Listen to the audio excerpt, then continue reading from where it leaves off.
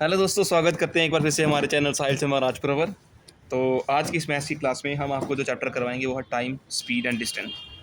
Exam चाहे SSC का हो, चाहे जेके एसएसबी का हो, किसी भी स्टेट लेवल एग्ज़ाम में या यूपीएससी के भी सी साइड में अगर आप देखोगे तो टाइम, स्पीड एंड डिस्टेंस जो है एक ऐसा चैप्टर है जो 2 से 4 क्वेश्चन कैरी करके जाता है। तो अब हम इस चैप्टर को स्टार्ट करते हैं। हमारे पास इसमें टाइम है, स्पीड एंड डिस्टेंस है। सबसे पहले कुछ फार्मूलाज के बारे में पता होना चाहिए जो हमें आगे जाके बड़ा यूज़ करेंगे। सबसे पहले स्पीड क्या होता है? स्पीड का फार्मूला होता है distance covered upon time taken. कितना डिस्टेंस आप कितने टाइम में वो कवर करते हैं, दैट इज़ स्पीड। ठीक है, ये स्पीड का फार्मूला हो गया। और इसका जो यूनिट होता है स्पीड का यूनिट, वो है मीटर पर सेकंड या किलोमीटर पर आवर। ये 2 यूनिट आपको याद रखने हैं, आगे जाके काफ़ी काम आएंगे। बाकी हमें पता है टाइम जो होता है, टाइम किस में होते हैं? आवर्स में, मिनट्स में एंड सेकंड्स में। ठीक है, बाकी डिस्टेंस की बात करें, डिस्टेंस जो होता है, डिस्टेंस क्या होता है? The length of path covered by person. कितना आदमी, एक बंदा कितना पाथ कवर करता है, कितना यहाँ स्टार्टिंग पॉइंट से एंड पॉइंट तक कितना उसको डिस्टेंस कवर किया, दैट इज डिस्टेंस। और इसका यूनिट जो होता है वो होता है मीटर या किलोमीटर। ये चीज़ें आपको पता होनी चाहिए। नेक्स्ट है, जब आप स्पीड को जो किलोमीटर पर आवर में दी है उसको कन्वर्ट करना हो मीटर पर सेकंड में, तो आपको मल्टीप्लाई करना है 5/18 के साथ। याद रखेंगे, किलोमीटर पर आवर को जब मीटर पर सेकंड में कन्वर्ट करना है तो आपको 5/18 के साथ मल्टीप्लाई करना है। वहीं अगर आपको स्पीड जो है वो मीटर पर सेकंड में दी गई है और आपको उसको कन्वर्ट करना है किलोमीटर पर आवर में, तो आपको उस दी हुई स्पीड को 18/5 के साथ मल्टीप्लाई करना है। तो आप ऐसे क्या कर सकते हो, स्पीड का कन्वर्जन कर सकते हो। ठीक है, अब इसके बाद एक रिलेशन होता है स्पीड, टाइम और डिस्टेंस के बीच में। एक रिलेशन कौन सा है? Between time, distance and speed. वो रिलेशन क्या है? वो रिलेशन है कि speed is equal to distance upon time. ठीक है, स्पीड होती है डिस्टेंस अपॉन टाइम। हमें ये फार्मूला याद रखना है। इस एक्सप्रेशन से हमें क्या पता चलता है? स्पीड जो है वो डायरेक्टली प्रोपोर्शनल होती है डिस्टेंस की। अगर आप स्पीड को डबल करते हो देन जो डिस्टेंस उसने जो ट्रैवल किया होगा सेम टाइम में वो भी डबल हो जाएगा। और हमें क्या पता लगता है कि speed is inversely proportional to time. ठीक है, अगर डिस्टेंस को डबल किया जाता है, सॉरी, अगर स्पीड को डबल किया जाता है तो टाइम डिवाइडेड बाय 2 हो जाएगा, कम टाइम इतना कम हो जाएगा। और डिस्टेंस और टाइम जो होता है ये डायरेक्टली प्रोपोर्शनल होता है, क्योंकि जब हम टाइम को इस तरफ ले आएंगे तो ये distance is equal to time हो जाएगा। और अगर हम डिस्टेंस को डबल करते हैं तो हमें टाइम जो है वो उतना ही डबल करना पड़ेगा, जिसके कारण हमारी स्पीड भी होगी वो डबल स्पीड हो जाएगी।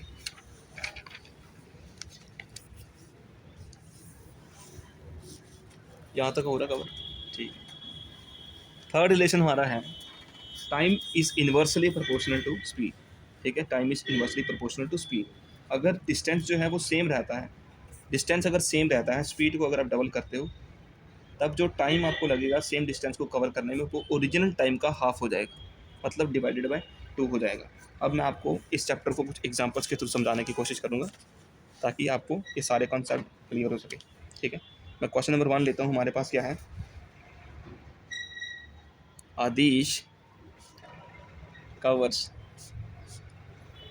a distance of 150 kilometre in 1.5 hour. तो आदिश की स्पीड कितनी होगी? ठीक है, आपको एक कॉन्सेप्ट को यूज़ करके समझना है। आदिश नाम का एक बंदा है, वो कवर करता है 150 किलोमीटर के डिस्टेंस को 1.5 घंटे में। तो आदिश की स्पीड कितनी होगी? ठीक है, इसके लिए हमें क्या करना पड़ेगा? जैसे हमको पता है डिस्टेंस को हम डी से डिनोट करेंगे। डिस्टेंस उसने कितना कवर किया? 150 किलोमीटर। और टाइम टी से डिनोट करते हैं, टाइम कितना लिया उसने?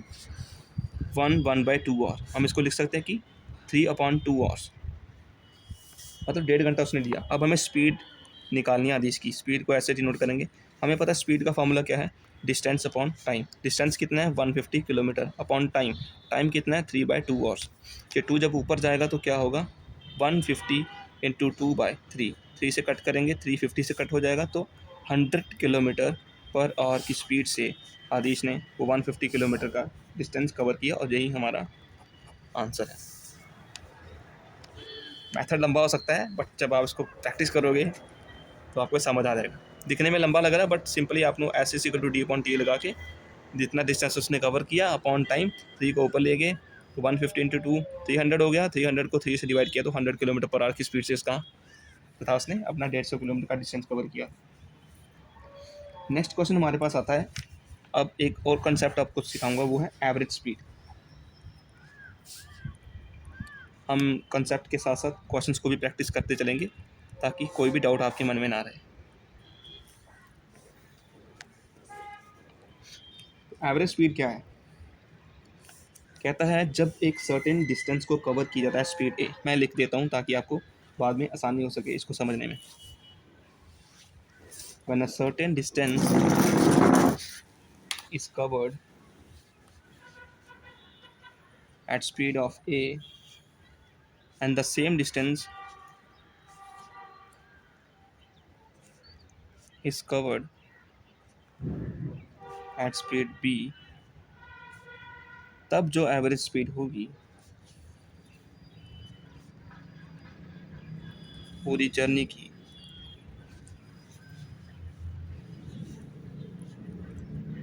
वो उसको किस फॉर्मूले से हम शो करेंगे, 2ab upon a plus b, ये एवरेज स्पीड का फार्मूला है। ठीक है, अगर एक सर्टेन डिस्टेंस को ए किलोमीटर पर आवर या मतलब कोई भी डिस्टेंस का यूनिट हो सकता है ए की स्पीड से कवर किया जाता है और सेम डिस्टेंस को बी की स्पीड से कवर किया जाता है, देन जो एवरेज स्पीड हमारी पूरी जर्नी में होगी वो होगी 2ab upon a plus B. अब इसी फॉर्मूला की बेसिस पे मैं आपको एक क्वेश्चन करवाता हूँ ताकि कंसेप्चुअल क्लैरिटी आपके माइंड में बैठ सके। ठीक है, अब क्वेश्चन नंबर 2 हमारे पास on the basis of average speed. Question है हमारे पास, a person goes to Delhi from Mumbai at the speed of 60 kilometer per hour and comes back at the speed of 50 kilometre per our. अब हमें calculate क्या करना है दोस्तों, exam में सेम ऐसे ही क्वेश्चंस आपको देखने को मिलेंगे बट आपको क्या करना है, ट्रस्ट करना है हम पे। आप इस वीडियो को अगर 2-3 बार रिवाइज करके जाते हो और थोड़े से क्वेश्चन अगर आप प्रैक्टिस करके जाते हो तो 100% आपको वही क्वेश्चन एग्जाम में देखने को, बट आपको क्वेश्चन समझने की सिर्फ ज़रूरत है और कंसेप्ट लगाने की ज़रूरत है। ये स्टेटमेंटल क्वेश्चन होते हैं, यहाँ बंदा फंस जाता है, तो डोंट वरी हम आपके साथ हैं। एक बंदा जो है वो दिल्ली से मुंबई जाता है at the speed of 60 kilometre per hour और वापस आता है 50 किलोमीटर पर आवर की स्पीड से। हम कह सकते हैं ए जो है वो 60 किलोमीटर पर आवर है, ये मतलब जाने की स्पीड, बी जो है वो 50 किलोमीटर पर आवर है, बी मतलब कम बैक स्पीड जब वापस आने की। अब हमें पूछा है एवरेज स्पीड क्या हो, हमने आपको एवरेज स्पीड का फॉर्मूला बताया 2ab upon a plus b. Simply आपको फार्मूला में वैल्यूज पुट करनी तो आपको एवरेज स्पीड दिख जाएगी। एवरेज स्पीड क्या होगी इसकी पूरे एंटायर ट्रिप में, 2 into 60 into 50 upon 60 plus 50, 60 to the 120 into 50 upon 110। ठीक है, 0 से 0 कटा, ये कितना हुआ 6000 अपॉन 6000 सॉरी 600 अपॉन 11। 600 अपॉन 11 को जब आप कट करेंगे तो ये आपका 54.54 किलोमीटर पर आवर की एवरेज स्पीड आएगी और यही आपका आंसर होगा। ठीक है, एवरेज स्पीड के कॉन्सेप्ट को मैंने आपको समझाया अभी। अब जो नेक्स्ट कॉन्सेप्ट हमारे पास है वो है रिलेटिव स्पीड का कॉन्सेप्ट। अगर आप एसएससी के एग्ज़ाम की तैयारी कर रहे हो चाहे वो एसएससी जीडी हो, चाहे एसएससी एमटीएस हो, सीएचएसएल हो, सीपीओ हो, इवन सीजीएल हो। सीजीएल मेंस में भी रिलेटिव स्पीड के क्वेश्चंस आपको देखने को मिलेंगे। आज तक पूछे जा रहे हैं और आगे भी ये पूछे जाएंगे, क्योंकि अगर टाइम स्पीड डिस्टेंस चैप्टर की बात करें, छोटे मोटे कॉन्सेप्चुअल क्वेश्चंस आपको इक्का दुक्का देखने को मिलेंगे, बट रिलेटिव स्पीड के आपको 2 क्वेश्चन देखने को मिलते ही मिलते हैं, चाहे वो प्री की बात हो, चाहे वो मेंस की बात हो। रिलेटिव स्पीड का कॉन्सेप्ट क्या कहता है? रिलेटिव स्पीड क्या होता है? Relative speed is the speed of a moving object, चलते फिरते ऑब्जेक्ट की जो स्पीड होती है in relation to other moving object. एक ऑब्जेक्ट की स्पीड दूसरे मूविंग ऑब्जेक्ट की स्पीड के साथ जो रिलेट करती है, उसके रिलेशन को कहते हैं रिलेटिव स्पीड। आप इसको समझेंगे, लेट करो 2 ऑब्जेक्ट्स हैं, वो मोशन में है और उनकी स्पीड क्या है? एक जो है वो A किलोमीटर पर आवर की स्पीड से चलता है और दूसरा B किलोमीटर पर आवर की स्पीड से चलता है रेस्पेक्टिवली। देन अब क्या होगा?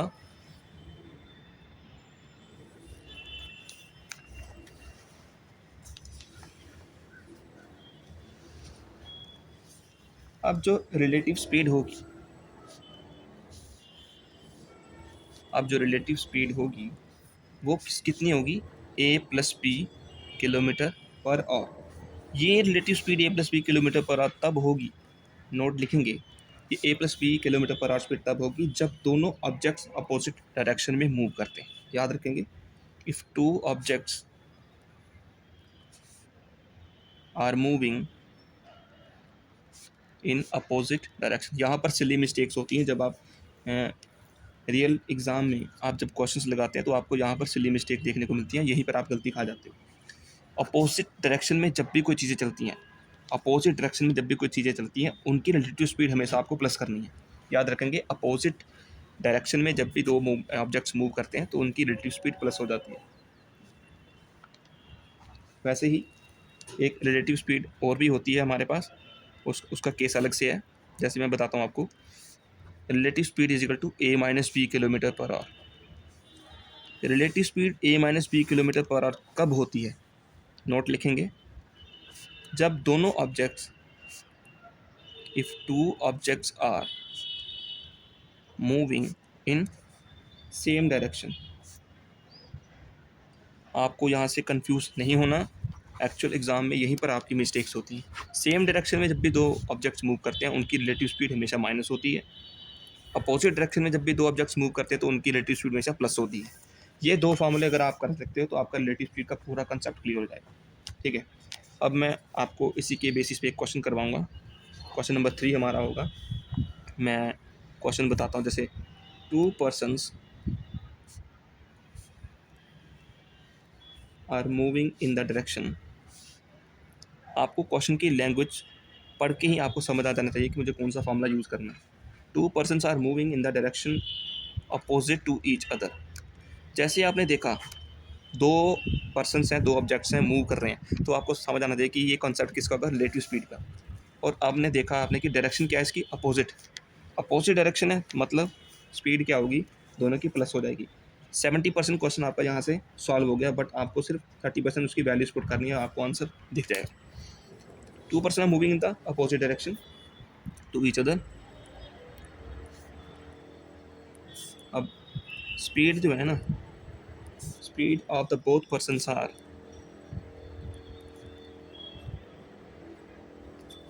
एक की स्पीड है 5 किलोमीटर पर आवर और दूसरे की स्पीड है 3 किलोमीटर पर आवर रिस्पेक्टिवली। हमें क्या पूछा गया है? हमें निकालना है find the relative speed of the 2 persons in respect to each other.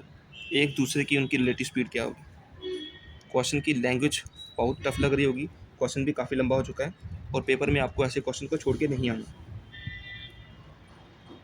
Question जितना बड़ा होगा उसका आंसर उतना ही छोटा होता है, अगर आप उसकी लैंग्वेज को डिकोड कर पाए। सिंपल है, 2% मूव करते हैं अपोजिट डायरेक्शन में, तो हमें पता लग गया रिलेटिव स्पीड का फार्मूला कौन सा यूज़ होगा। अपोजिट डायरेक्शन तो a plus b kilometre per hour, ये सिंपल फार्मूला एक ही लाइन का है, वैल्यू पुट करेंगे आंसर मिल जाएगा। दोनों की स्पीड क्या है, a is equal to 5 kilometre per hour, b is equal to 3 kilometre per hour. Simply relative speed क्या होगी, 5 plus 3 kilometre per hour, that is 8 kilometre per hour इसकी रिलेटिव स्पीड होगी। ठीक है, यही इसका आंसर है। अब इसी कॉन्सेप्ट में अपने खुद से एक कॉन्सेप्ट जोड़ता हूँ। अगर इन केस आपको क्वेश्चन पूछा जाता है, इसी को मॉडिफाई करेंगे क्वेश्चन को, 2 person are moving in same direction, अगर वो सेम डायरेक्शन में मूव करते हैं, एक की स्पीड 5 किलोमीटर पर आवर, दूसरे की स्पीड है 3 किलोमीटर पर आवर, तब आपको अगर रिलेटिव स्पीड पूछी जाए तब आप क्या करोगे, तब जो सेम डायरेक्शन में फार्मूला यूज़ होता है वो मैंने ऊपर लिखा है आपको, a minus b kilometre per hour. ठीक है, तो 5 माइनस 3 होगा, तो इनकी जो रिलेटिव स्पीड सेम डायरेक्शन में होगी वो होगी 2 किलोमीटर पर आवर, ये होगा आंसर। ठीक है, हालांकि जो क्वेश्चन लिखा है उसका आंसर 8 किलोमीटर पर आवर है, ये मैंने इन केस अगर सेम डायरेक्शन की बात पूछी जाती है रिलेटिव स्पीड में, तो आपका आंसर होगा 2 किलोमीटर पर आवर। ये था हमारा रिलेटिव स्पीड का भी कॉन्सेप्ट। मैं चाहता हूँ आपको एक ही वीडियो में सारे के सारे कॉन्सेप्ट क्लियर करवा दूँ। अब ट्रेन्स के क्वेश्चन आपने देखे होंगे एग्ज़ाम में, ट्रेन्स के क्वेश्चन भी भर के पूछे जाते हैं। तो अब जो मैं रिलेटिव स्पीड का कॉन्सेप्ट बताऊंगा इन मोशन ऑफ ट्रेन्स, मैं चाहता हूँ आपको एक ही वीडियो में सारा का सारा कवर करवा दूँ, ताकि आपको जो बड़ी बड़ी यूट्यूब वीडियोस होती हैं उनके झमेले में ना पड़ना पड़े, वहाँ पर आपका टाइम वेस्ट होता है, क्योंकि मेरा भी वहाँ पे टाइम वेस्ट हुआ था। मैं नहीं चाहता आपका वहाँ पे टाइम वेस्ट हो। तो अब जो कॉन्सेप्ट है रिलेटिव स्पीड इन मोशन, तो ट्रेन्स के मोशन में रिलेटिव स्पीड क्या होती है। सबसे पहली बात आपको जो समझनी वो है, if two trains of length, एक की लेंथ है x किलोमीटर, दूसरी की लेंथ है y किलोमीटर, अगर वो मूव करती हैं अपोजिट डायरेक्शन में और दोनों की स्पीड अलग अलग होगी, जो x किलोमीटर लेंथ वाली ट्रेन है उसकी स्पीड है u किलोमीटर पर आवर, और जो y किलोमीटर लंबी ट्रेन है उसकी स्पीड है v kilometre per hour. Then जो टाइम लगेगा उनको एक दूसरे को क्रॉस करने में वो कितना होगा, then the time taken by the trains to cross each other, वो कितना होगा, x plus y upon u plus v. और याद रखेंगे, ये कंसेप्ट बड़ा ही डिफ़िकल्ट तो नहीं है मैं कह सकता, बट हाँ याद रखने वाला कॉन्सेप्ट है। अगर दो ट्रेन्स जिनकी लेंथ x किलोमीटर और y किलोमीटर है वो अपोजिट डायरेक्शन में मूव करती हैं, यहाँ से आपको समझ आना चाहिए अपोजिट डायरेक्शन जब भी आएगा तो रिलेटिव स्पीड का कॉन्सेप्ट होगा, जिसमें स्पीड प्लस होती है।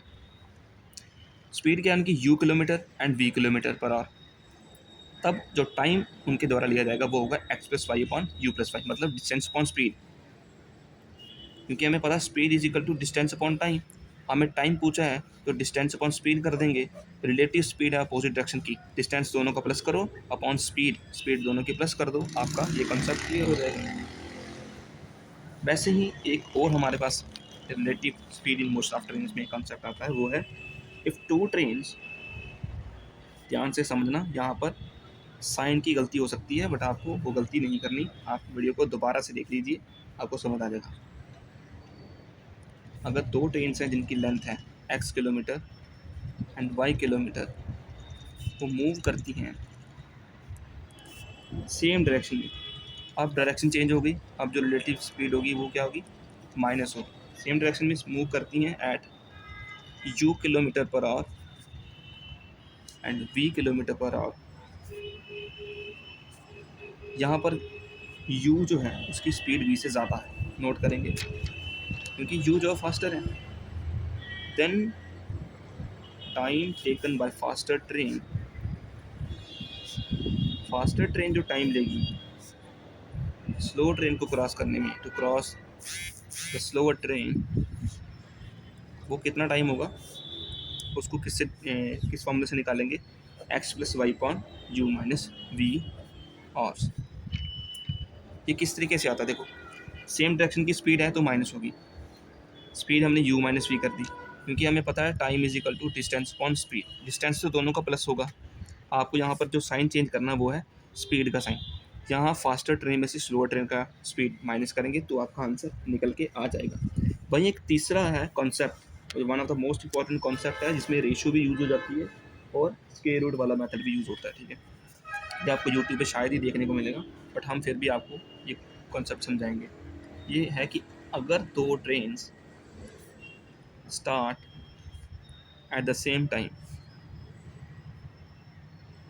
फ्रॉम 2 पॉइंट्स, 2 पॉइंट से अगर दो ट्रेनें एक ही समय पर स्टार्ट होती हैं चलना, वो पॉइंट कौन सा है, ए एंड बी। अब वो क्या करती हैं, एक दूसरे की तरफ आ रही हैं towards each other, and after crossing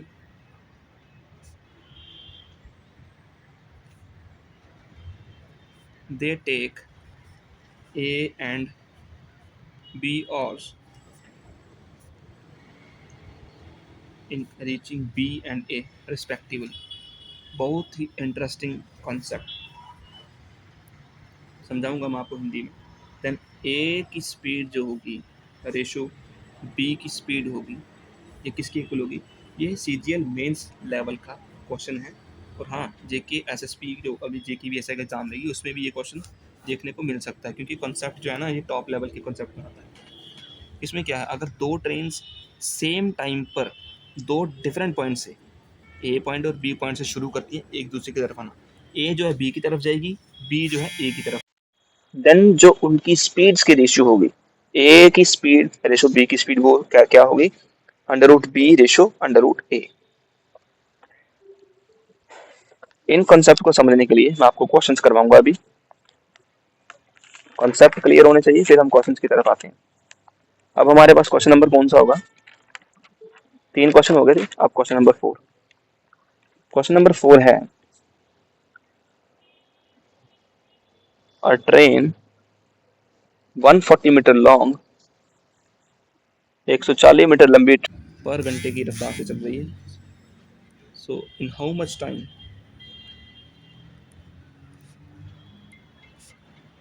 will it pass a platform. ये क्वेश्चन आपने रेलवे के एग्ज़ाम्स में भी देखे होंगे, चाहे वो 10th लेवल का एग्ज़ाम हो, चाहे वो सेकेंडरी लेवल का हो, चाहे वो ग्रेजुएट लेवल का हो, हर एक एग्ज़ाम में आपको ये क्वेश्चन देखने को मिलेंगे यहाँ ट्रेन और प्लेटफॉर्म की बात चलती है। 140 मीटर लंबी ट्रेन 60 किलोमीटर प्रति घंटे की रफ्तार से चल रही है, तो कितना टाइम वो लेगी जिसके कारण वो 260 मीटर लंबे प्लेटफॉर्म को कवर करती हुई, मतलब क्रॉस करती हुई चलेगी। इसके लिए हमें पता होना चाहिए स्पीड का फार्मूला क्या होता है, डिस्टेंस अपॉन टाइम, ठीक है। अब इसमें जो ऑप्शंस हैं, अब मैं चाहता हूँ कि आपको ऑप्शंस भी दिए जा सके, क्योंकि ऑप्शंस जो है वो सेकंड्स में है। पिछले वीडियोस में मैंने आपको ऑप्शंस नहीं दिए, क्योंकि मैं चाहता था आप खुद वो सॉल्व करें और आपका आंसर सही निकले, ताकि वो ऑप्शन ऑलरेडी आपके ऑप्शन में प्रेजेंट हो। अब जो है हम मुझे ऑप्शंस देने की ज़रूरत पड़ चुकी है, क्योंकि यहाँ पर सेकंड्स हैं, यूनिट्स डिफरेंट हो जाते हैं, किलोमीटर में स्पीड दी हो सेकंड्स में पूछी थे, और सेकंड्स में स्पीड दी हो तो किलोमीटर में पूछते हैं, जिसके लिए आपको मैंने कॉन्सेप्ट 5/18 का कन्वर्जन स्पीड का फॉर्मूला पहले बता दिया। हम जानते हैं speed is equal to distance upon time. Speed कितनी है, 60 किलोमीटर पर आवर। इसको हमने कन्वर्ट करना सबसे पहले मीटर पर सेकंड में, और मीटर पर सेकंड में कन्वर्ट करने के लिए मैंने आपको बोला मल्टीप्लाई करना है 5/18 के साथ, ठीक है। अब देखो 6 3 ज़ा 18, 6 10 ज़ा 60, स्पीड कितनी आई 50/3 मीटर पर सेकंड। ये हमने पहले स्पीड निकालनी पड़ेगी, क्योंकि हमें आंसर सेकंड्स में निकालना, तो ये सेकंड्स मीटर पर सेकंड में स्पीड आ गई। अब जो डिस्टेंस कवर किया गया ट्रेन के द्वारा, distance covered by train in crossing the platform. देखो जब भी एक ट्रेन प्लेटफॉर्म से जाती है, आपने भी देखा होगा, जब आप किसी दूसरी स्टेट में जाते हैं, प्लेटफॉर्म पे खड़े होते हैं, वहाँ से ट्रेन गुजरती है, किसी प्लेटफॉर्म को क्रॉस करने के लिए जो डिस्टेंस उसका लगता है, सबसे पहले वो खुद के डिस्टेंस को कवर करती हो जाएगी और प्लेटफॉर्म का डिस्टेंस भी वो कवर करेगी, तब जाके वो प्लेटफॉर्म को क्रॉस करती है। सो जो distance covered by train in crossing the platform, platform को क्रॉस करने के लिए जो डिस्टेंस उसको कवर करना पड़ेगा ट्रेन को, वो एक तो उसका खुद का डिस्टेंस होगा, दैट इज़ 140 मीटर वो ट्रेन है लंबी, प्लस उसको प्लेटफॉर्म को भी क्रॉस करना है। तो प्लेटफॉर्म कितना है, 260 मीटर। तो टोटल डिस्टेंस कितना हो गया, 140 प्लस 260 इजिकल टू 400 मीटर। ये क्या था, डिस्टेंस। स्पीड मिल गई, डिस्टेंस मिल गया। अब पूछा क्या आपसे, टाइम। तो हमें पता है speed is equal to distance upon time. इसी फॉर्मूला से निकलेगा time is equal to distance upon speed. बस अब आपको वैल्यूज पुट करनी है, आपको मीटर पर सेकंड में या सेकंड पे जो आपको फॉर्मूला में मिल जाएगा, आंसर मिल जाएगा। Time is equal to distance upon speed. Distance कितना है, 400 मीटर अपॉन स्पीड। स्पीड कितनी है, 50/3 मीटर पर सेकेंड। मीटर से मीटर कैंसिल हो गया, ये 3 ऊपर चला जाएगा। Time is equal to 400 into 3/50। Zero से जीरो कैंसिल और 5 8 सा 40। टाइम कितना हुआ, 8 3 सा 24। तो 24 सेकंड्स उस ट्रेन को लगेंगे 260 मीटर लंबे प्लेटफॉर्म को क्रॉस करने में, जहाँ पर ट्रेन की खुद की लंबाई 140 मीटर लॉन्ग थी और वो 60 किलोमीटर प्रति घंटे की रफ्तार से चल रही थी। तो 24 सेकंड्स आपका ये हुआ आंसर। दोबारा समझेंगे क्या है, 140 मीटर लंबी ट्रेन 60 किलोमीटर घंटे प्रति घंटे की रफ्तार से चल रही है और 260 मीटर प्लेटफॉर्म को क्रॉस करने में कितना टाइम लगेगा। सबसे पहले स्पीड का formula distance upon time. Speed हमें दी थी 60 किलोमीटर पर आवर। तो 60 किलोमीटर को मीटर पर सेकंड में कन्वर्ट करने के लिए हमने 5.80 से मल्टीप्लाई किया। फिर हमारी स्पीड जो सेकंड्स मीटर पर सेकंड्स में वो थी 50.3। अब डिस्टेंस कवर करने के लिए ट्रेन को खुद का डिस्टेंस भी कवर करना, प्लेटफॉर्म का डिस्टेंस भी कवर करना है। 140 plus 260 is equal to 400 metre. Total distance उसको कवर करना 400 मीटर का। Speed is equal to distance upon time. ये फॉर्मूला यूज़ करके हमने देखा कि टाइम का जो फॉर्मूला निकलता है वो डिस्टेंस अपॉन स्पीड निकलता है। टाइम हमें निकालना था, डिस्टेंस हमें दिया था, स्पीड हमें दिया था। वैल्यूज पुट की, कन्वर्जन किया, कट मल्टीप्लाई जो करना था किया, तो हमारे पास जो टाइम निकला वो था 24 सेकेंड्स। ठीक है, ये बहुत ही इंपॉर्टेंट क्वेश्चन है, इसको मार्क कर लीजिए। एक ही क्वेश्चन में आपके 2-3 कॉन्सेप्ट क्लियर हो गए हैं। ठीक है,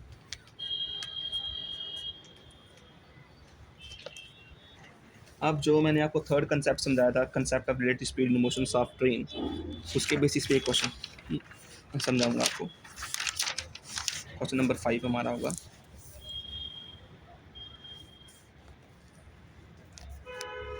क्वेश्चन क्या है, a man sets out to cycle from point P to Q and at the same time another man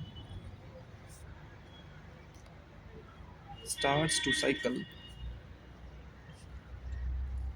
from point Q to P. After passing each other,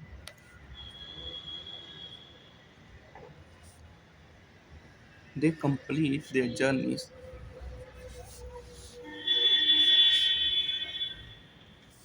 एक जो है वो 9 घंटे में जर्नी कवर करता है, दूसरा 4 घंटे में जर्नी कवर करता है respectively.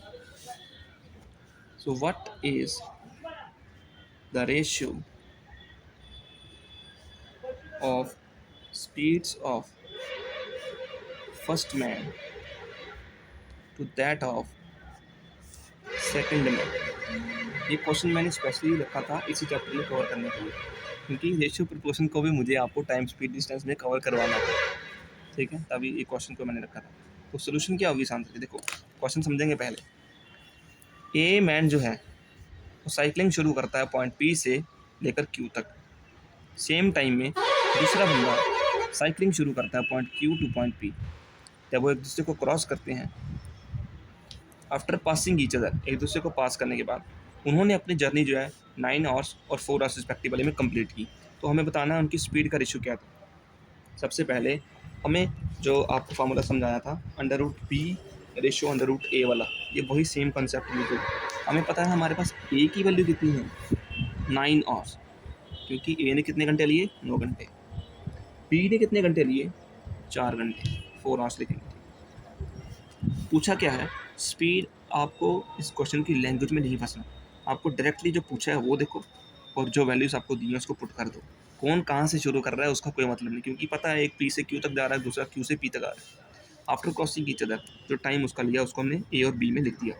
ए की वैल्यू 9 आवर्स, बी की वैल्यू 4 आवर्स। पूछा क्या है हमें,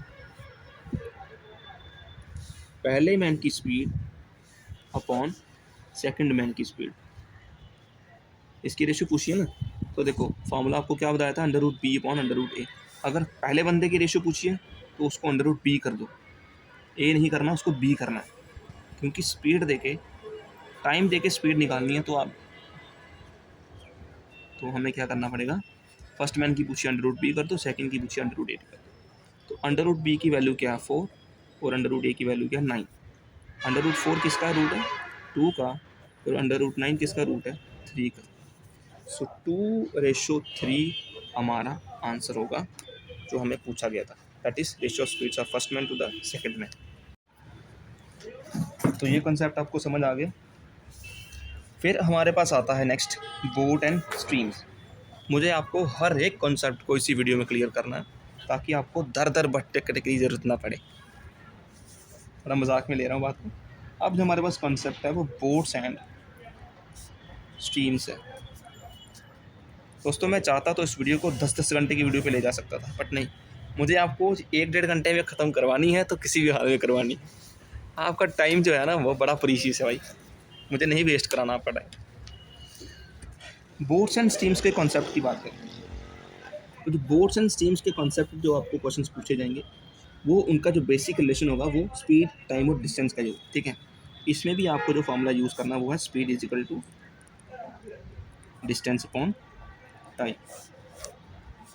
सिंपली आपको यही चीज़ें करनी है इन क्वेश्चंस में। एक तो होता है भाई direction along the stream, stream मतलब पानी जिस डायरेक्शन में चल रहा है उसकी डायरेक्शन में, उसको कहते हैं down stream.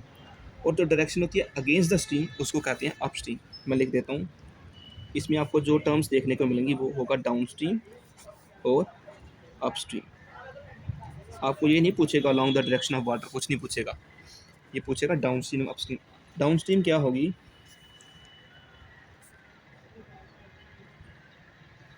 The direction along the stream, that is water। Upstream क्या होगी, the direction against the stream, ठीक है। ये दो चीज़ें आपको याद करनी है। उसके बाद अगर speed of the boat in still water x km/h है, speed of steam is y km/h है, तब डाउन स्ट्रीम का क्या फॉर्मूला होगा और अपस्ट्रीम का क्या फॉर्मूला होगा वो देखेंगे। If the speed of a boat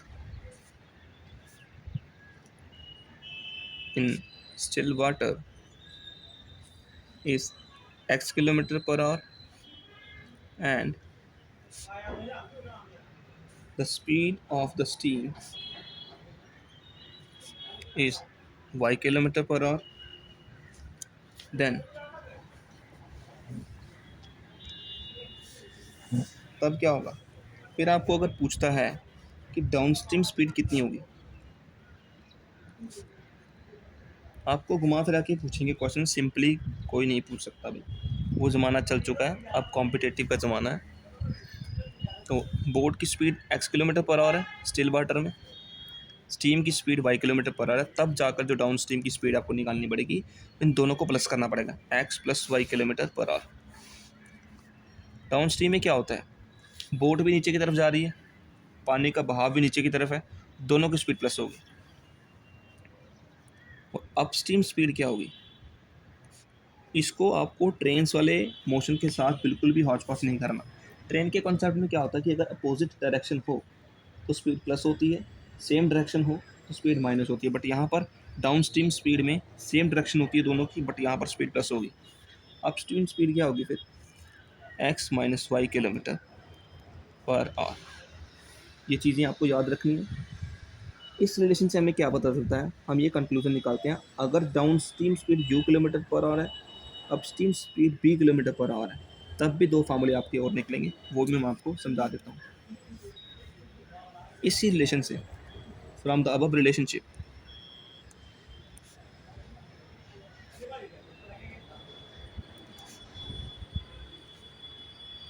हम ये कंक्लूड कर सकते हैं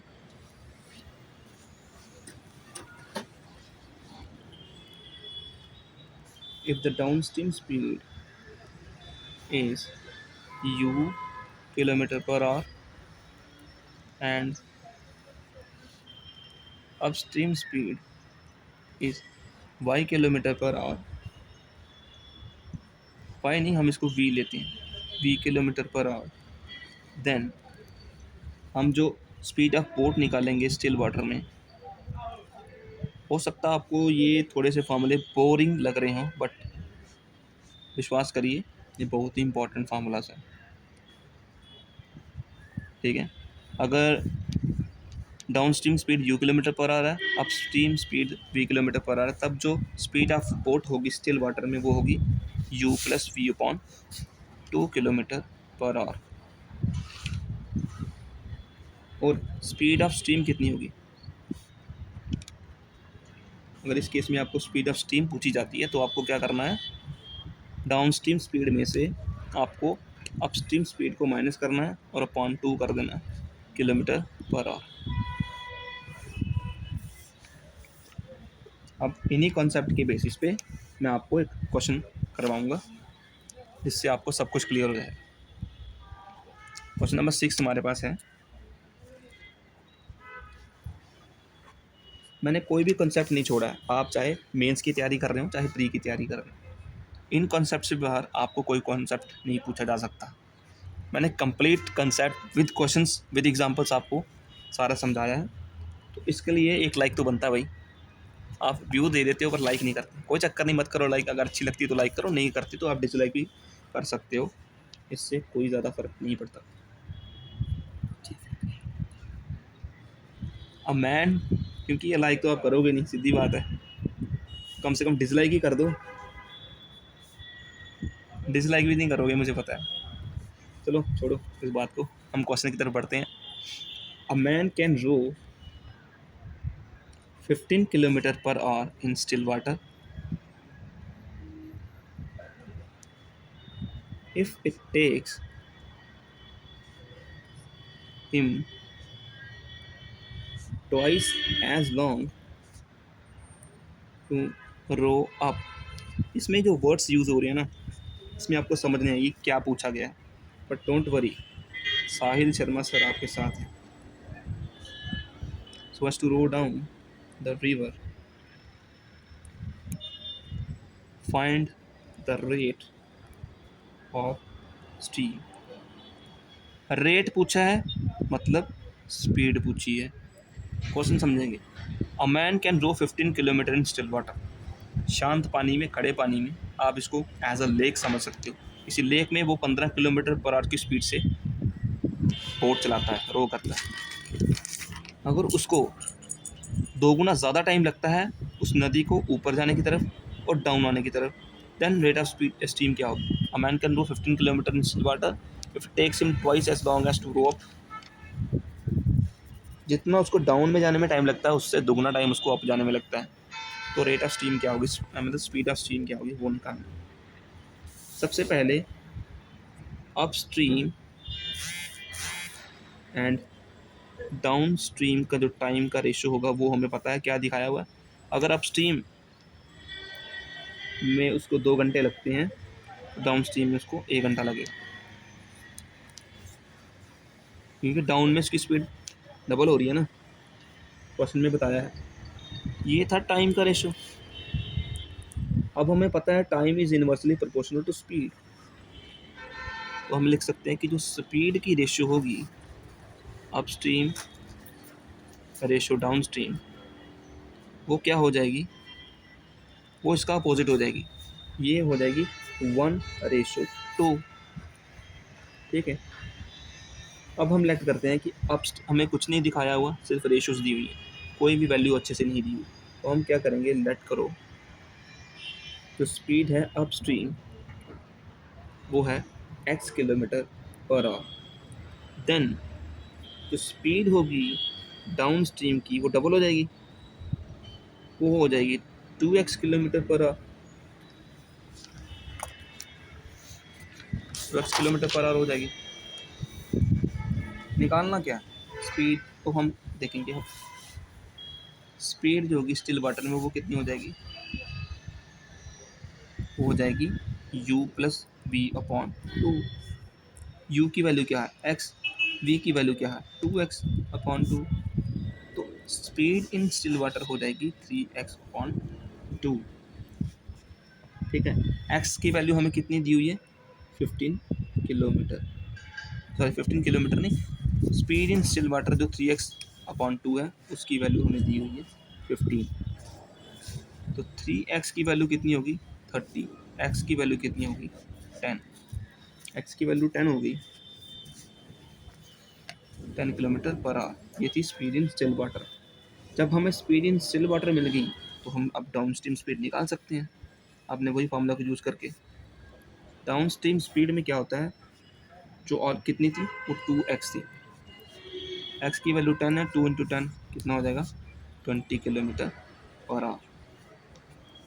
और स्पीड ऑफ द स्टीम हमें निकालनी है अभी। स्पीड ऑफ द स्टीम होती है u minus v, u minus v, u minus v मतलब कितना आएगा 20 minus 10/2। u minus v upon 2 होता है ना स्पीड ऑफ द स्ट्रीम का फार्मूला। तो 20 माइनस 10/2 जो होता है 10/2, ये निकलता है हमारा 5 किलोमीटर पर आवर। ये होगा हमारा आंसर। मैं फिर समझाऊंगा क्वेश्चन को। A man can row 15 kilometre in still water. अगर वो ट्वाइस टाइम लेता है तो रो डाउन टू रिवर, हमें स्पीड ऑफ स्टीम निकालनी है। अब स्टीम और डाउन स्ट्रीम का टाइम का रेशो हमें 2:1 है, तो स्पीड जो है इनवर्सली प्रोपोर्शनल होती है। अप स्ट्रीम और डाउन स्ट्रीम की स्पीड का रेशो 1:2 हो जाएगा। लेट किया हमें अप स्ट्रीम की speed x kilometre per hour, downstream की speed 2x kilometre per hour. उसके बाद स्टिल वाटर में स्पीड कितनी होती है u + v/2, u की वैल्यू x, v की वैल्यू 2x/2। तो ये बन जाता है 3x/2 = जो हमें स्पीड इन स्टिल वाटर 15 के इक्वल दी थी, that is 15 kilometre per hour दी थी। 3x की वैल्यू 30 हो जाती है, x की वैल्यू 10 आती है, मतलब स्पीड इन स्टिल वाटर जो है 10 किलोमीटर पर आवर है। तो डाउन स्ट्रीम स्पीड कितनी हो जाएगी 2x हमने वैल्यू पुट की थी, और 2x की वैल्यू पुट करके हमने देखा कि 20 kilometre per hour downstream speed है। तो स्पीड ऑफ स्ट्रीम हम निकाल सकते हैं down stream minus up stream upon 2, 20 minus 10/2 that is 10/2, जो निकलता है हमारा 5 किलोमीटर पर आवर। इसी के साथ हमारे टाइम एंड स्पीड में जो सारे कॉन्सेप्ट मैंने आपको क्लियर कराए। अब हम बारी आती है प्रैक्टिस क्वेश्चंस के ऊपर, क्योंकि देखो समझाने के बाद अगर प्रैक्टिस नहीं करेंगे ना तो कोई फ़ायदा नहीं पढ़ने में। फ़ायदा तो होता ही वैसे अगर इसको भी आप रिवाइज करते हो, बट हाँ प्रैक्टिस करने से क्या होगा, आपको वो कॉन्सेप्ट आपके दिमाग में छप जाएंगे, और जब भी आप एग्ज़ाम में वो क्वेश्चन देखोगे आप तुरंत झटपट से आप क्वेश्चन निकाल सकते हो। ये कॉन्सेप्ट देखो जो हमने अभी किए, टाइम स्पीड एंड डिस्टेंस के फार्मूलाज, कौन कौन सी टर्म्स कैसे कन्वर्जन होती है, relation between time speed and distance, average speed का कॉन्सेप्ट, रिलेटिव स्पीड का concept, relative speed in opposite direction and same direction. उसके बाद हमने कौन सा कॉन्सेप्ट किया, relative speed in motion of trains, same direction opposite direction, ratio speeds, ratio time. ये cover करने के बाद हमने कौन सा किया, बोट्स एंड स्टीम्स किया, down stream up stream, train वाला भी हो गया था। तो सारे कंसेप्ट हो गए क्लियर। अब बारी आती है प्रैक्टिस क्वेश्चन के ऊपर। तो रेडी हो इस प्रैक्टिस सेक्शन के लिए?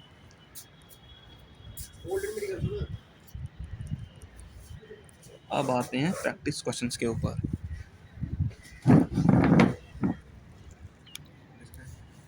तो दोस्तों ये सारे कंसेप्ट हमने आपको क्लियर की दिए। अब हमारी बारी आती है प्रैक्टिस एक्सरसाइज के ऊपर, प्रैक्टिस क्वेश्चंस के ऊपर। कितने क्वेश्चन हुए थे हमारे पहले? 6। क्वेश्चन नंबर 7, प्रैक्टिस सेशन शुरू हो चुका है। अभी कॉपी पेन लेके बैठ जाइए, मेरे साथ साथ सॉल्व कीजिए। वीडियो को पॉज करके आप कमेंट में अपना आंसर दे सकते हैं, ताकि खुद का सेल्फ रियलाइजेशन हो सके, आपको सेल्फ प्रैक्टिस हो सके। पहला क्वेश्चन मतलब क्वेश्चन नंबर 7 हमारा कन्वर्ट करना है हमने। तो जितने भी क्वेश्चन होंगे ये सारे ही पिछले कंसेप्ट के बेसिस पे होंगे। 90 किलोमीटर पर आवर की स्पीड को आपको मीटर पर सेकंड में कन्वर्ट करना है, ठीक है। एक कन्वर्जन का क्वेश्चन है। तो हमें पता है किलोमीटर पर आवर को जब आप मीटर पर सेकंड में कन्वर्ट करते हैं तो आपको क्या करना होता है, उसको क्या करना है, आपको मल्टीप्लाई करना होता है इसके साथ 5/18 के साथ। तो जो स्पीड निकलती है वो निकलती है मीटर पर सेकंड की, ठीक है। 18 5 90, तो 5 5 25 मीटर पर सेकंड की वो स्पीड होगी। यही हमारा आंसर है। हर एक क्वेश्चन में एक कॉन्सेप्ट होगा जो आपको क्लियर किया जाएगा। नेक्स्ट है question number 8, convert 30 metre per second account number है था भेजा होता है इनटू किलोमीटर पर आवर। अब ये वाले कॉन्सेप्ट में आपको पता है मीटर पर सेकंड को किलोमीटर पर आवर में कन्वर्ट करना हो तो 18.5 के साथ मल्टीप्लाई करना हो। सो 30 इंटू 18/5, 5 6 30 एंड 18 6 108, ये होगा 108 किलोमीटर पर आवर। ये होगा आपका आंसर। क्वेश्चन समझ आ रही है आपको?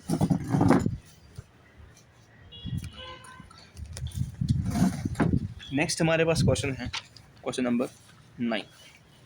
नाइन्थ क्वेश्चन क्या है? अब स्टेटमेंट क्वेश्चन है, स्टेटमेंट बेस्ड क्वेश्चन है। आपको स्टेटमेंट समझ के ही क्वेश्चन निकालना पड़ेगा। बहुत बच्चों को दिक्कत होती है भाई, एग्ज़ाम में उनका दिमाग काम नहीं करता, स्टेटमेंट वाले क्वेश्चन में फंस जाते हैं। वो क्या करते हैं, उस क्वेश्चन को छोड़ के आ जाते हैं। बट हाँ, जब आपसे क्वेश्चन नहीं निकला 1-2 मिनट मैक्सिमम आप उसको देंगे, अगर फिर भी नहीं निकलता तो समझदारी दिखाते हुए उस क्वेश्चन को छोड़ करके नेक्स्ट क्वेश्चन को करने की कोशिश करें, क्योंकि हर एक क्वेश्चन जो है इक्वल वेटेज कैरी करके जाता है। एक ख़राब क्वेश्चन के पीछे आपको अच्छे क्वेश्चन को छोड़ के नहीं आना, क्योंकि जब कट ऑफ जाता है तो एक एक नंबर से भी सिलेक्शन रह जाती है। क्वेश्चन पढ़ेंगे। A person riding a bike crosses a bridge with speed of 54 kilometre. Bike चलाता हुआ पर्सन एक ब्रिज को 54 किलोमीटर पर आवर की स्पीड से क्रॉस करता है। What is the length of bridge? What is the length of the bridge if he takes 4 minutes to cross the bridge? बहुत ही अच्छा क्वेश्चन है। इसमें मिनट्स में स्पीड दी है, किलोमीटर में भी स्पीड दी हुई है। अब आपको क्या करना है, सबसे पहले हमें पता होना चाहिए, क्वेश्चन समझना है। अब पर्सन जो है वो बाइक चलाता हुआ एक ब्रिज को 54 किलोमीटर पर आवर की स्पीड से क्रॉस करता है, जिसमें उसको 4 मिनट लगते हैं क्रॉस करने में। तो आपको बताना है कि ब्रिज की लेंथ कितनी होगी। ब्रिज की लेंथ निकालने के लिए सबसे पहले हमें क्या करना है, किलोमीटर पर आवर की स्पीड को मीटर पर सेकंड में कन्वर्ट करना है, क्योंकि मिनट्स की स्पीड को हम सेकंड्स में ला सकते हैं। ठीक है, मिनट्स की टाइम को हम सेकंड टाइम्स में ला सकते हैं। दैट्स वाई हमें छोटे यूनिट की तरफ आना है। स्पीड कितनी है जो हमें दी है? 54 किलोमीटर पर आवर। आप इसको मीटर पर सेकंड में कन्वर्ट करेंगे तो मीटर पर सेकंड में कन्वर्ट करने के लिए आपको 5/18 से मल्टीप्लाई करना है। 18 3 ज़ा 54, तो ये बन जाता है 15 मीटर पर सेकंड। ये आपकी स्पीड आ गई। ठीक है, अब टाइम, टाइम उसने कितना दिया हुआ है, कितना टाइम लगता है उसको ब्रिज को क्रॉस करने में? 4 मिनट्स। 4 मिनट को आप कन्वर्ट करो सेकंड्स में तो कितना हो जाता है? 240 सेकंड्स, क्योंकि 1 मिनट में 60 सेकंड्स होते हैं, तो 4 मिनट में 240 सेकंड्स। टाइम आपको सेकंड्स में मिल गया, स्पीड आपको मीटर पर सेकंड्स में मिल गई। पूछा क्या है? Distance, that is length of bridge. Length of bridge मतलब जो हमें लेंथ चाहिए, लेंथ डिस्टेंस होती है, आप जानते हैं। लेंथ इज इक्वल टू, जैसे speed is equal to distance upon time होता है ना, तो डिस्टेंस निकालना हमें वो होगा स्पीड इंटू टाइम। वही फार्मूला यूज़ करेंगे, length is equal to speed into time. Speed कितनी है हमारी? 15 मीटर पर सेकंड, और टाइम कितना है? 240 सेकंड। जब इसको मल्टीप्लाई करेंगे तो हमारे पास लेंथ कितनी होगी ब्रिज की? 3600 मीटर। याद रखेंगे डिस्टेंस हमें यूनिट जो है मीटर में लेना है, क्योंकि हमने सारे को मीटर पर सेकंड में किया हुआ है। तो लेंथ कितनी होगी? 3600 मीटर। तो ये होगा हमारा आंसर। ठीक है, समझ आई क्वेश्चन की? नेक्स्ट हमारे पास question number 4, that is question number, यहाँ पर हमारा 10th क्वेश्चन होगा प्रैक्टिस क्वेश्चंस में। ये अब जो नया क्वेश्चन आता है ये है, a man covered a distance of 12 kilometre in 90 minutes bye cycle. Cycle चलाता हुआ एक बंदा 12 किलोमीटर के डिस्टेंस को 90 मिनट्स में कवर करता है। Then how much time, sorry, how much distance will he cover in 3 hours if he rides the cycle at a uniform speed? Uniform speed मतलब एक ही स्पीड से चल रहा है, ना ही स्पीड कम हो रही है ना ही स्पीड ज़्यादा हो रही है। क्वेश्चन समझेंगे फिर निकालेंगे सोल्यूशन। एक बंदा 12 किलोमीटर डिस्टेंस को कवर करता है 90 मिनट्स में साइकिल चलाते हुए। कितना डिस्टेंस वो 3 घंटे में कवर करेगा अगर उसकी स्पीड यूनिफॉर्म रहती है? दो तरीके से क्वेश्चन निकलता है। हम बाय फार्मूला जाएंगे तो ज़्यादा आसान रहेगा। हमें पता है speed is equal to distance upon time. ठीक है, स्पीड कितनी है? 12 किलोमीटर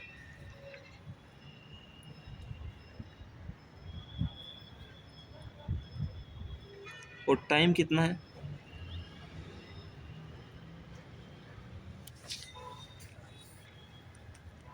स्पीड कितनी है? 12 किलोमीटर।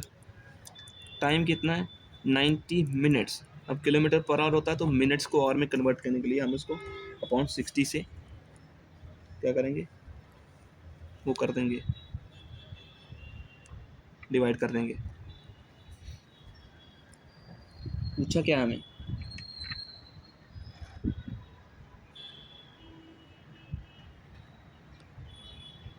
स्पीड कितनी होगी हमारे पास अभी?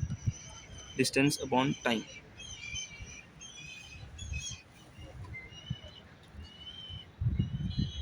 डिस्टेंस 12 किलोमीटर है ना, सॉरी, डिस्टेंस 12 किलोमीटर था तो स्पीड हो जाएगी 12 अपॉन 9.6। 6 ऊपर मल्टीप्लाई हो जाएगा, स्पीड हो जाएगी 12 इंटू 6/9। तो ये कितना होगा? 3 3 ज़ा 9, सॉरी 3 2 ज़ा 6, 3 3 ज़ा 9, 3 4 ज़ा 12, 4 2 ज़ा 8। 8 किलोमीटर पर आवर की स्पीड निकलेगी। स्पीड निकल गई। अब उसने पूछा है कितना डिस्टेंस वो कवर करेगा 3 घंटे में। 8 किलोमीटर पर आवर, ये मतलब 1 घंटे में 8 किलोमीटर का डिस्टेंस कवर कर रहा है। 1 घंटे में 8 किलोमीटर का डिस्टेंस कवर करता है तो 3 घंटे में कितना करेगा?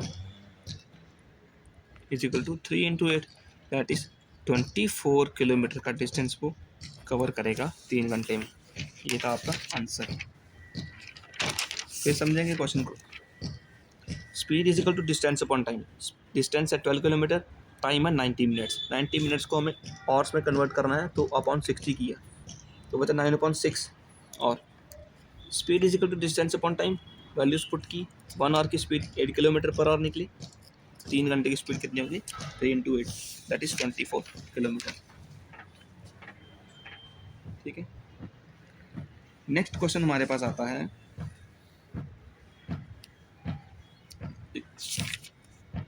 Question number 11। ये एक अलग से कॉन्सेप्ट है जो हमने आपको पहले समझा दिया हुआ है। क्वेश्चन नंबर 11 है 2 ट्रेन्स फॉर भोपाल। अब भोपाल में किस किस की एसएसपी है कमेंट करके लिखेंगे। 2 trains for Bhopal leave Delhi at 9 a.m. and 8:30 a.m. and travel at 90 kilometer per hour and 80 kilometre per hour respectively. ये क्या स्पीड है? Then how many kilometres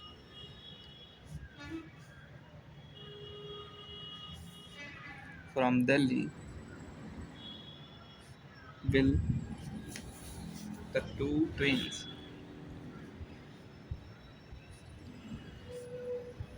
be together?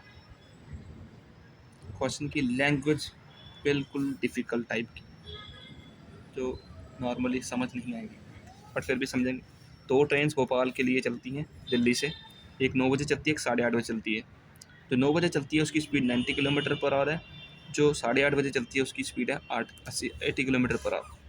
कितने किलोमीटर के बाद दिल्ली से वो दोनों ट्रेनें एक साथ मिलेंगी? ठीक है,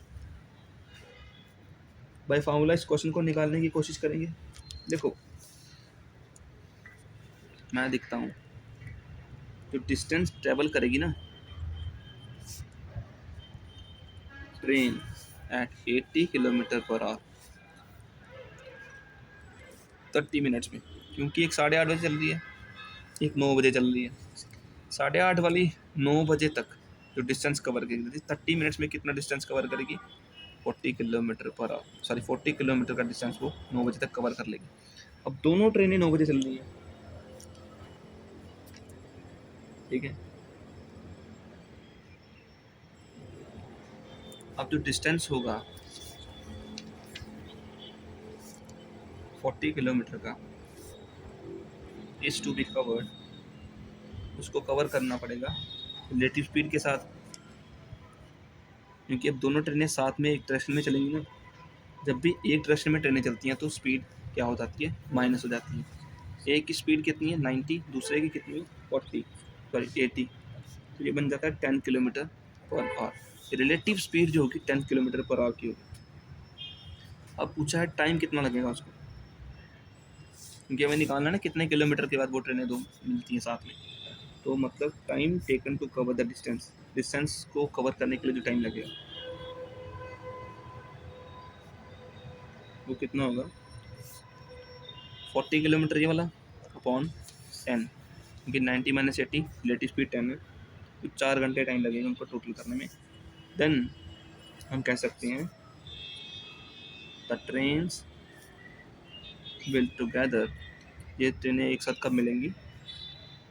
4 into 90 that is 360 kilometre from Delhi. Delhi से 360 किलोमीटर दूर जा करके ये ट्रेनें दोनों एक साथ में मिलेंगी। समझेंगे क्वेश्चन को कैसे? सबसे पहले जो डिस्टेंस ट्रैवल किया ट्रेन ने, जो 80 किलोमीटर पर आवर की स्पीड से चल रही थी, उसने 30 मिनट्स में कितना डिस्टेंस कवर किया? 40 किलोमीटर। एक ट्रेन 8:30 बजे चल रही थी, दूसरी 9 बजे चल रही थी। इसने 9 बजे तक चलने के लिए कितना डिस्टेंस कवर किया? 40 किलोमीटर का। अब दोनों ट्रेनें 9 बजे चलती हैं सेम डायरेक्शन में, एक की स्पीड 90 किलोमीटर पर आवर, एक की speed 80 kilometre per hour. Relative speed कितनी होगी? 90 माइनस 80, सेम डायरेक्शन है, स्पीड 90, तो relative speed 10 kilometre per hour, ठीक है। कितना टाइम लगा उनको डिस्टेंस कवर करने में? वो था ये वाला 40 अपॉन 10, तो 4 hours. Speed is equal to distance upon time, distance 40 kilometre, time sorry time is equal to distance upon speed, distance 40 kilometre, speed 10 kilometre per hour relative speed. तो 4 घंटे का टाइम लगा उनको टोटल कंप्लीट करने में। तो train एक दूसरे के साथ कब मिलेंगी?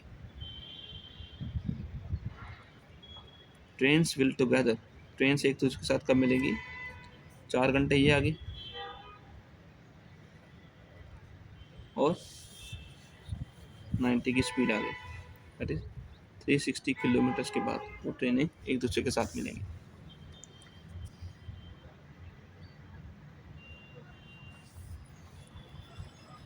Speed is equal distance upon time, time is equal to distance is equal to speed into time. तो ये डिस्टेंस पूछा था उसने कितने डिस्टेंस के बाद मिलेंगी, तो हमने स्पीड और टाइम को मल्टीप्लाई करके बता दिया कि 360 किलोमीटर के बाद वो दोनों ट्रेनें एक साथ मिलेंगी।